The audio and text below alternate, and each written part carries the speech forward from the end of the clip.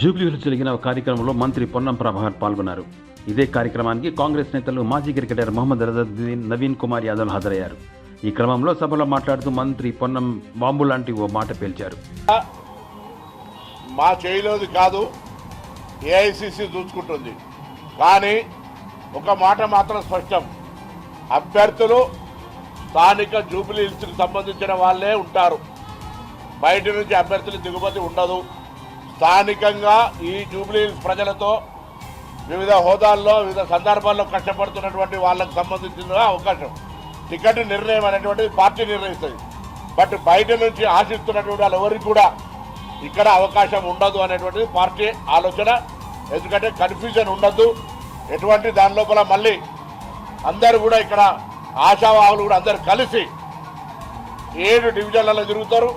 పార్టీని బలం. జూబ్లీహిల్స్ నియోజకవర్గం ఉప ఎన్నికల్లో స్థానికుడికే టికెట్ ఇస్తామని చెప్పుకొచ్చారు.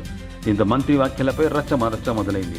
ఇప్పటిదాకా అందరూ టికెట్ గ్యారంటీ అని భావిస్తున్న మొహమ్మద్ అజరుద్దీన్ స్థానిక వ్యక్తి కాదు అంటే దాని అర్థం నవీన్ కుమార్ యాదవ్ అనేనా అని జనంలో చర్చలు మొదలయ్యాయి. మంత్రి పేల్చిన తూట పార్టీలో రసాభస సృష్టిస్తుంది. ఈ క్రమంలో కొందరు మీడియా మిత్రులు కాంగ్రెస్ నేత ఫిరోజ్ ఖాన్ ను సంప్రదించారు. స్థానికులకే టికెట్ ఇస్తారంట అంటూ అనతో అనేశారు. అందుకు ఫిరోజ్ ఖాన్ స్థానికుడికి ఇస్తారా, ఓకే జూబ్లీహిల్స్లో ఫ్లాట్ కొనిస్తా అంటూ అనేశారు. అక్కడే ఫ్లాట్ కొని నివాసం ఉంటే స్థానికుడు అయిపోతాను కదా అని ఫిరోజ్ ఖాన్ అనటపై మళ్లీ రచ్చ మొదలైంది పార్టీలో. అధిష్టానం ప్రకటించకుండానే ఓ మంత్రి పార్టీ నిర్ణయాన్ని ప్రకటించడం ఏంటని వాదన వినిపిస్తుంది.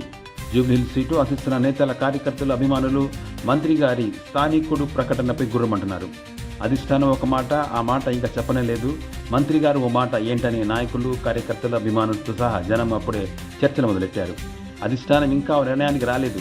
మరి అలాంటప్పుడు మంత్రి గారు ఎలా తన నిర్ణయం ప్రకటిస్తారు? అంటే కాంగ్రెస్లో అందరి మాట ఒకటిగా ఉండదా, తలో దారియేనా అనే ప్రశ్నలు ఉదయిస్తున్నాయి. మొత్తం మీద మంత్రి పొన్నల ప్రభాకర్ మాటలు తూటాల్లా పేలుతున్నాయి. దీనిపై అధిష్టానం ఎలా స్పందిస్తుందో చూడాలి. ఇలాంటి మరిన్ని విశ్లేషణలు, విశేషాలు, వార్తల కోసం చూస్తూనే ఉండండి TV11 ఫాస్ట్ అండ్ ఫ్యాక్ట్.